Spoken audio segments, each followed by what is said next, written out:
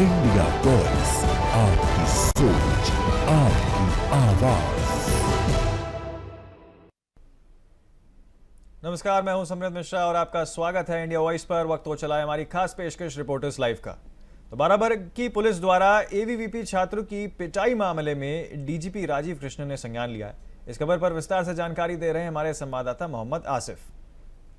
University के खिलाफ प्रदर्शन कर रहे अखिल भारतीय विद्यार्थी परिषद के कार्यकर्ताओं पर पुलिस ने जमकर लाठियां बांधी। लाठीचार्ज में कई कार्यकर्ता घायल हो गए। इसके विरोध में साथी कार्यकर्ताओं ने विधानसभा के सामने प्रदर्शन किया और एसपी के खिलाफ कार्रवाई की मांग करने लगे। हालांकि इन सभी प्रदर्शनकारियों को गिरफ्तार कर इको गार्डन भेजा गया। मामले में सीएम योगी आदित्यनाथ ने गंभीरता से कार्रवाई का निर्देश दिया। डीजीपी के निर्देश पर सीओ को हटा दिया गया है और साथ ही साथ इंस्पेक्टर और चौकी प्रभारी को लाइन हाजिर कर दिया गया है। इस घटना को लेकर यूपी का सियासी पारा भी बेहद हाई हो चला है। दरअसल उत्तर प्रदेश के बाराबंकी जिले में श्री राम स्वरूप यूनिवर्सिटी में एलएलबी की मान्यता को लेकर छात्र प्रदर्शन कर रहे थे। छात्रों का कहना है कि यूनिवर्सिटी को एलएलबी की मान्यता नहीं है, छात्रों का भविष्य बर्बाद किया जा रहा है। आज एबीपी कार्यकर्ता भी इस प्रदर्शन का हिस्सा बन गए। छात्रों को समझाने बुझाने के लिए भारी पुलिस बल तैनात किया गया और साथ ही साथ अफसर भी पहुंचे। अफसरों ने जब छात्रों को समझाने बुझाने का प्रयास किया तो झड़प शुरू हो गई। बताया जाता है कि लाइन ऑर्डर मेंटेन करने के लिए पुलिस ने एबीवीपी कार्यकर्ताओं पर लाठियां बांधना शुरू कर दी। दौड़ा कर एबीवीपी कार्यकर्ताओं को पीटा गया। इसका वीडियो भी सोशल मीडिया पर जमकर वायरल हो रहा है। इससे आक्रोशित एबीवीपी कार्यकर्ताओं ने विधानसभा के सामने प्रदर्शन किया और पुलिस अफसरों पर कार्रवाई की मांग करने लगे।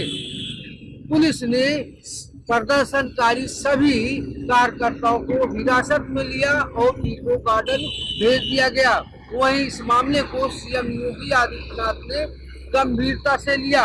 डीजीपी राजीव कृष्ण के निर्देश पर सीओ हर्षित चौहान को हटा दिया गया है और साथ ही साथ लापरवाही बरतने के मामले में इंस्पेक्टर और चौकी प्रभारी को लाइन हाजिर कर दिया गया है। वहीं दूसरी तरफ सपा प्रमुख अखिलेश यादव ने इस मामले को लेकर योगी सरकार को घेरा है।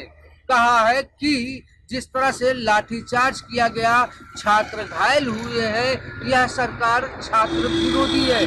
फिलहाल इस पूरे प्रकरण की जांच आईजी रेंज अयोध्या करेंगे।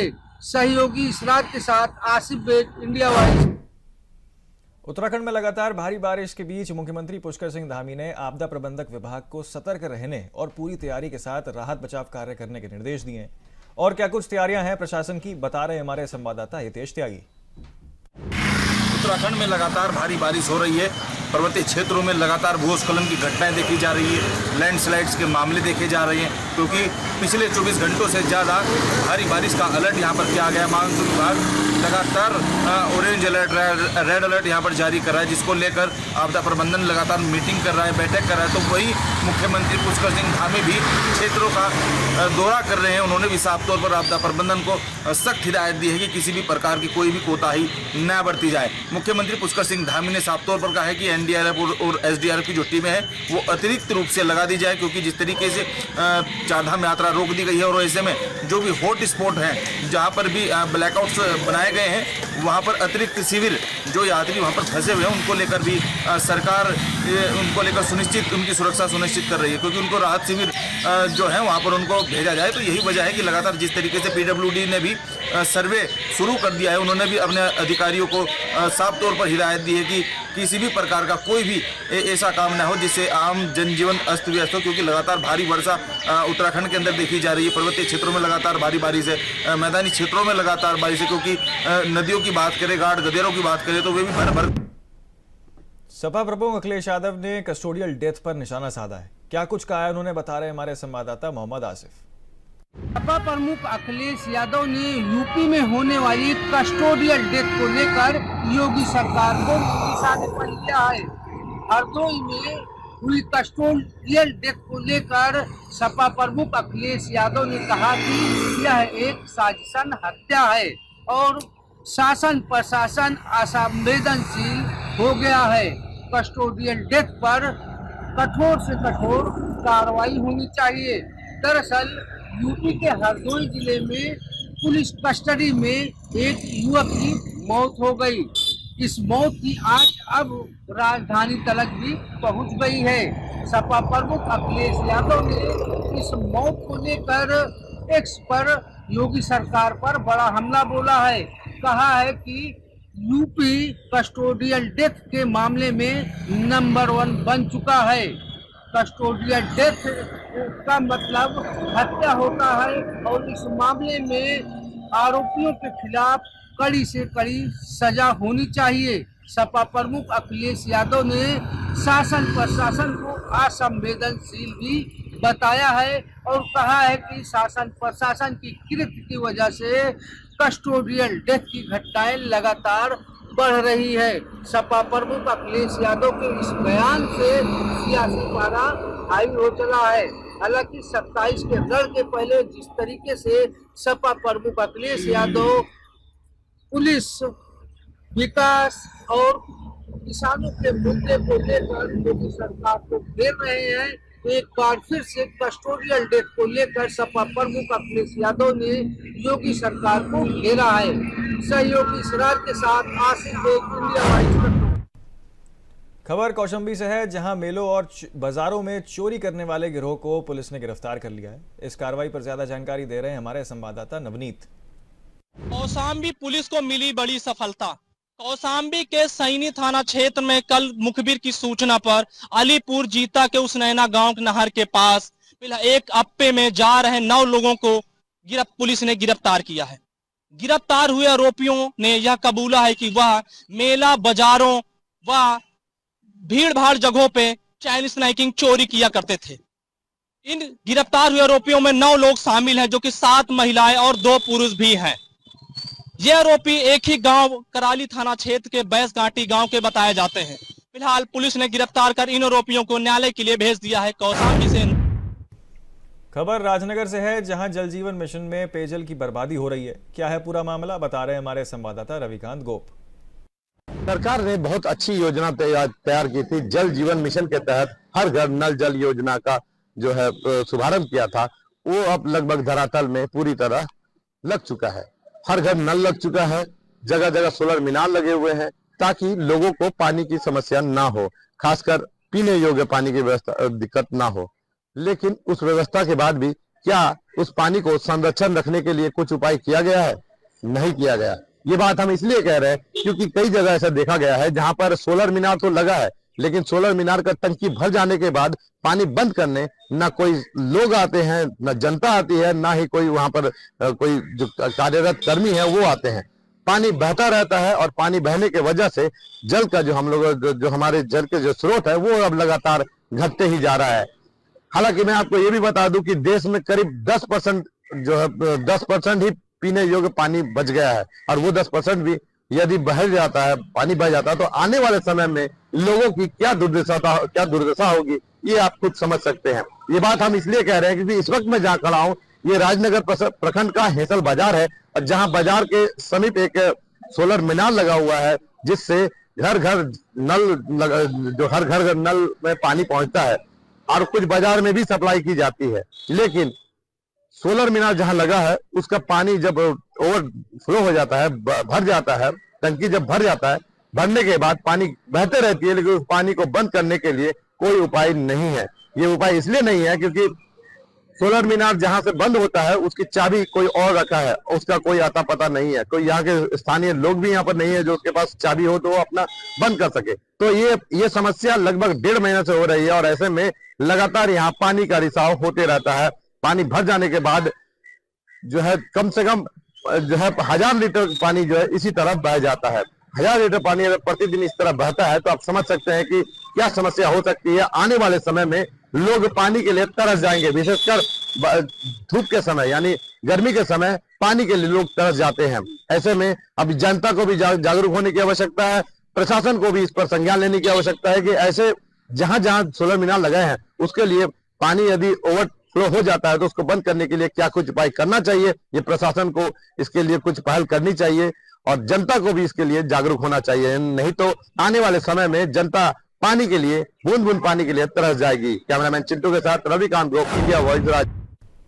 जमशेदपुर एकलव्य मेडिकल आवासीय विद्यालय में चयनित सैकड़ों छात्र छात्राओं का भविष्य अधर में लटक गया। क्या है पूरा मामला, बता रहे हमारे संवाददाता अकबर। दुर्गा पूजा को लेकर जिला प्रशासन पूरी तरीके से सतर्क है और जिला प्रशासन ने ये सतर्कता आज सड़कों पे दिखाया भी है। रोड किनारे लगे दुकान और रोड किनारे लगे अतिक्रमण को जिला प्रशासन ने मुक्त कराया और ये मुक्त करा करके लोगों को आने जाने में सुगम व्यवस्था कर रही है। लेकिन इस दरमियान पे जमशेदपुर चेंबर ऑफ कॉमर्स की तरफ से एक विरोध भी सामने आया कि आखिर दुकानदारों को ही क्यों टारगेट किया जा रहा है, दुकानदारों को क्यों फाइन लगाया जा रहा है। घंटों विवाद चला और विवाद खत्म होने के बाद ये हुआ कि दुकानदारों को पैसा वापस किया गया जो फाइन लगाया गया था। लेकिन ये चेतावनी दी गई है कि दुकानदार आगे बढ़कर दुकान ना लगाएं और दुकान लगाएंगे तो उनको ये खामियाजा भुगतना पड़ेगा और राशि उसको देनी पड़ेगी। लेकिन चेंबर का मानना है कि जिस तरह से अतिक्रमण कर रोड पे दुकानदार फुटपाथ लगा करके बैठे हैं उस पर क्यों नहीं जिला प्रशासन ध्यान देती है। अगर उस पर भी ध्यान दे तो मार्केट में आने जाने वाले लोगों को आसानी होगी। जिला प्रशासन लगातार ये प्रयास कर रही है कि इस तरह की व्यवस्था को दुर्गा पूजा तक ठीक कर लिया जाए ताकि लोगों को आने जाने में परेशानी ना हो। इस समय इंडिया वॉइस के लिए जमशेदपुर से मोहम्मद अकबर। एक बहुत छोटा सा ब्रेक ले रहे हैं, जल्द लौटेंगे, आप बने रहिए इंडिया वॉइस के साथ। हमारे संवाददाता दीपांशु सावरान। अधिकारी ने 4 ट्रक राशन की अदला बदली मौके पर पकड़ी। आपको बताते चले कि औरैया में कल सोमवार को पुलिस ने सूचना दी कि राशन की अदला बदली एक होटल पर हो रही है, जिसके बाद जिला अधिकारी ने टीम गठित कर मौके से राशन जो है मौके पर पकड़ा। वहीं जिला पूर्ति अधिकारी ने थाने में तहरीर दी जिस पर 4 लोगों पर मुकदमा दर्ज किया गया है। औरैया से इंडिया वॉइस के लिए दीपांशु। खबर कानपुर देहात से है, जहां डीजल पेट्रोल चोर गैंग के 5 सदस्यों को गिरफ्तार कर लिया गया है। इस कार्रवाई पर जानकारी दे रहे हैं हमारे संवाददाता गौरव। मिली बड़ी सफलता, डीजल पेट्रोल चोर गैंग के 5 सदस्यों को किया गिरफ्तार। आपको बता दें पूरा मामला अकबरपुर कोतवाली क्षेत्र के कृपालपुर के पास बने गणेश ढाबा का है, जहां से अकबरपुर पुलिस ने इन 5 सदस्यों को गिरफ्तार किया है। इनके पास से एक डीसीएम, चोरी के उपकरण और 215 लीटर डीजल भी बरामद हुआ है। अकबरपुर कोतवाल सतीश सिंह ने जानकारी देते हुए बताया कि कानपुर देहात में इनके खिलाफ अन्य भी कई गंभीर धाराओं में मुकदमे दर्ज हैं। इनको गिरफ्तार किया गया है और इनसे लगातार पूछताछ हो रही है, जिसमें अन्य बड़े खुलासे होने भी बाकी हैं। कानपुर देहात से गौरव शुक्ला, इंडिया वॉइस। संगम में यमुना और गंगा नदियों का जलस्तर तेजी से कम हो रहा है। जलस्तर कम होने के बाद क्या कुछ बदलाव हुआ है, बता रहे हमारे संवाददाता शोएब। संगम नगरी प्रयागराज में गंगा और जमुना के जलस्तर बढ़ने के बाद जो बाढ़ की स्थिति बनी थी, हालांकि अब राहत की बात यह है कि जलस्तर कम होने लगा है, जिसकी वजह से थोड़ी राहत जरूर हुई। लेकिन अभी मौसम साथ नहीं दे रहा, रुक रुक करके 2 दिनों से बारिश हो रही है, जिससे भी परेशानी हो रही है। और ऐसा भी बताया जा रहा है कि कुछ जगहों पर जो पानी छोड़ा गया है उसके बाद फिर जलस्तर बढ़ने की उम्मीद है। लेकिन फिलहाल अभी राहत की बात यह है कि थोड़ा जलस्तर कम हो और उसी की वजह से बेटे हनुमान जी जो संगम क्षेत्र का है, जहां पर मां गंगा पहुंच चुकी थी, वो अब धीरे धीरे कम हो चुकी है। और आज से श्रद्धालुओं के लिए कपाट भी खोल दिया गया। बाकायदा विधिवत पूजा अर्चना करके हनुमान जी के कपाट खोल दिए गए, लोग दर्शन कर रहे हैं। लेकिन जिस बार इस तरह से 4 बार यहाँ पर इस बार मां गंगा ने हनुमान जी को स्नान कराया है और जिस तरह के हालात है, उम्मीद ये की जा रही है कि 2-3 दिन बाद फिर जलस्तर बढ़ सकता है। फिलहाल अभी जलस्तर कम हो रहा है, जिससे लोग थोड़ा राहत जरूर ले, लेकिन इस बार बाढ़ की वजह से निचले इलाके के लोगों को काफी परेशानी झेलनी पड़ी। शहरीज इंडिया वॉइस प्रयागराज। खबर कौशंबी से है, जहां दुष्कर्म के आरोपी से पुलिस की मुठभेड़ हो गई है। क्या है पूरा मामला, बता रहे हमारे संवाददाता नवनीत। 4 साल मासूम बच्ची के साथ दुष्कर्म करने वाले आरोपी और पुलिस के बीच हुई मुठभेड़। बता दें कि पूरा मामला कौशाम्बी के सरायकिल थाना क्षेत्र का है, जहां बीते 2 दिन पहले पीड़िता की मां ने थाना सरायकिल में तहरीर देकर बताया कि बीते 2 दिन पहले उसकी मासूम बच्ची के साथ एक युवक अपने घर ले जाता है और दरिंदगी की सभी हदें पार कर देता है। फिलहाल बच्ची दरिंदे से चंगुल छूटने के बाद यह पूरी घटना जब अपनी मां को बताती है तो मां के पैरों तले जमीन खिसक जाती है। फिलहाल मां के तहरीर पर पुलिस हरकत में आती है और आरोपी की तलाश में जुट जाती है।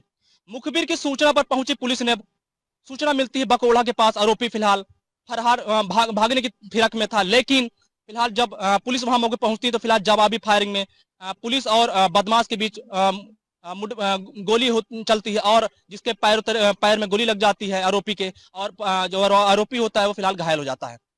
आरोपी को जिला अस्पताल में भर्ती कराया जाता है और फिलहाल गिरफ्तार करने के बाद पुलिस अग्रिम कार्रवाई में जुट जाती है। कौशाम्बी से नवनीत सिंह, इंडिया वाइड। इटावा में बीजेपी और कांग्रेस कार्यकर्ताओं के बीच झड़प हुई है। आखिर क्यों हुई ये झड़प, बता रहे हमारे संवाददाता वंदना यादव। बिहार में चुनाव रैली के दौरान राहुल गांधी और तेजस्वी के मंच से किसी व्यक्ति ने पीएम नरेंद्र मोदी की मां को एक अभद्र गाली दी थी, जिसके बाद पूरे देश में आक्रोश जैसी स्थिति पैदा हो गई थी। उसके बाद कल इटावा में भाजपा कार्यकर्ताओं ने कांग्रेस कार्यालय का घेराव किया और उस घेराव में स्थिति तनावपूर्ण हो गई और दोनों ही पार्टी के यानी कांग्रेस और बीजेपी दोनों ही पार्टियों के कार्यकर्ता आमने सामने आ गए। वहीं पर भारतीय जनता पार्टी के कार्यकर्ता और बीजेपी सदर विधायिका सरिता भदौरिया द्वारा आरोप लगाते हुए कहा गया है कि कांग्रेस के जो कार्यकर्ता थे उन्होंने पत्थर फेंके और एक पत्थर उनके कंधे पर भी लगा है।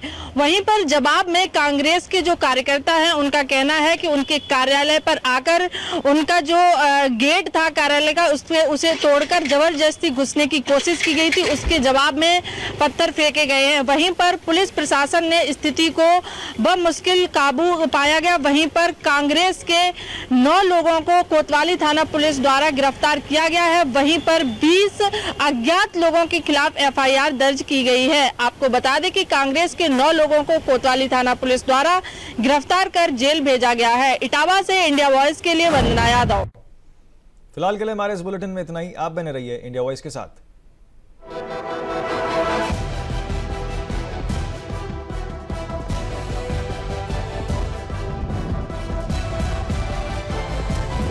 इंडिया वॉइस, आपकी सोच, आपकी आवाज।